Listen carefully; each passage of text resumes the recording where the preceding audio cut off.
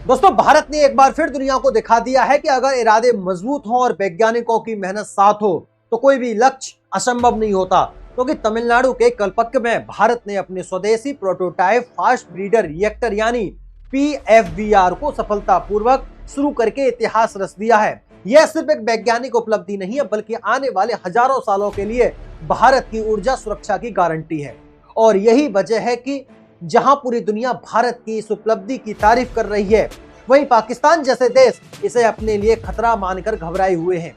दरअसल यह रिएक्टर सामान्य परमाणु रिएक्टरों से बिल्कुल अलग है, क्योंकि जहां आम रिएक्टर सिर्फ ऊर्जा पैदा करते हैं, वहीं फास्ट ब्रीडर रिएक्टर एकदम आगे जाकर जितना ईंधन इस्तेमाल करता है उससे ज्यादा नया ईंधन तैयार करता है। यानी यह तकनीक खुद ऊर्जा बनाती भी है और भविष्य के लिए ईंधन भी तैयार करती है। यही कारण है कि इसे परमाणु ऊर्जा के क्षेत्र का गेम चेंजर कहा जाता है। और भारत का यह कदम उसे दुनिया के उन चुनिंदा देशों की श्रेणी में खड़ा कर देता है जिनके पास इतनी उन्नत तकनीक है। खास बात यह है कि भारत के पास दुनिया का सबसे बड़ा थोरियम भंडार है, लेकिन अब तक उसे सीधे उपयोग में लाना संभव नहीं था। पीएफबीआर उसी समस्या का समाधान है, क्योंकि यह थोरियम का उपयोगी ईंधन में बदलने की दिशा में सबसे अहम कड़ी है। यानी आने वाले समय में भारत हजारों सालों तक बिना किसी स्वदेशी निर्भरता के बिजली पैदा कर सकता है, जो कि आत्मनिर्भर भारत की दिशा में सबसे बड़ा कदम साबित होगा। यही वजह है कि वैज्ञानिक और ऊर्जा विशेषज्ञ भारत की इस उपलब्धि को भविष्य का आधार बता रहे हैं। लेकिन दूसरी तरफ पाकिस्तान के कुछ अधिकारी, खासकर उसके आर्म्स कंट्रोल एडवाइजर जाहिर काजिमी, इस उपलब्धि को लेकर डर फैलाने की कोशिश कर रहे हैं।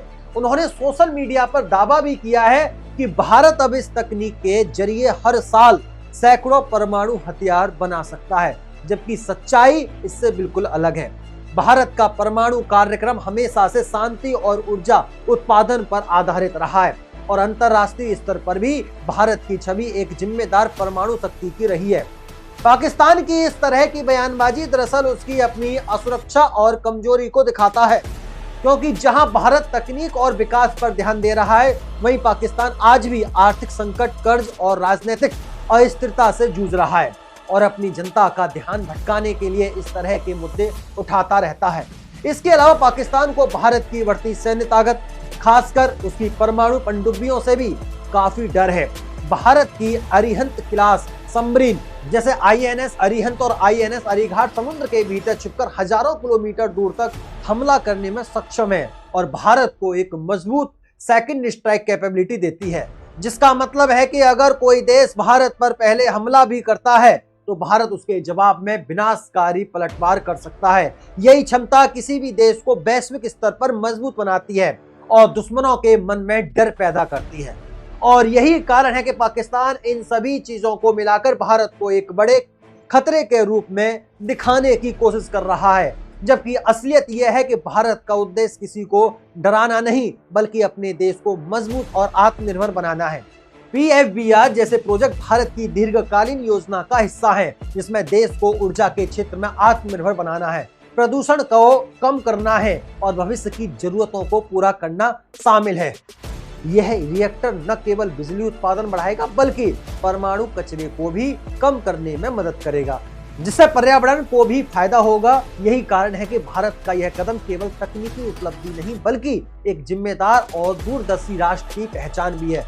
आज जब दुनिया के कई देश ऊर्जा संकट और संसाधनों की कमी से जूझ रहे हैं, तब भारत ने अपनी स्वदेशी तकनीक के दम पर यह साबित कर दिया है कि वह न सिर्फ अपनी जरूरतें पूरी कर सकता है, बल्कि भविष्य में दुनिया के लिए भी एक उदाहरण बन सकता है। यह उपलब्धि हर भारतीय के लिए गर्व का विषय है, क्योंकि यह दिखाती है कि भारत अब सिर्फ उपभोक्ता नहीं, बल्कि टेक्नोलॉजी बनाने वाला देश बन चुका है और यही बदलाव उसे आने वाले समय में एक वैश्विक सुपर पावर बना सकता है। इसलिए जहां एक तरफ दुनिया भारत की सफलता को सलाम कर रही है, वहीं पाकिस्तान की घबराहट यह साबित करती है कि भारत सही दिशा में आगे बढ़ रहा है और आने वाले समय में भारत न केवल ऊर्जा के क्षेत्र में, बल्कि तकनीक और रक्षा के क्षेत्र में भी दुनिया को नेतृत्व करने की क्षमता रखता है। और यही है नई भारत की असली ताकत, जो बिना शोर मचाए चुपचाप काम करता है और सही समय आने पर पूरी दुनिया को चौंका देता है। उम्मीद करता हूं साथियों ये सेशन, ये जानकारी आपको बेहद अच्छी लगी होगी। अगर अच्छी लगी है तो सेशन को एक लाइक कर देना,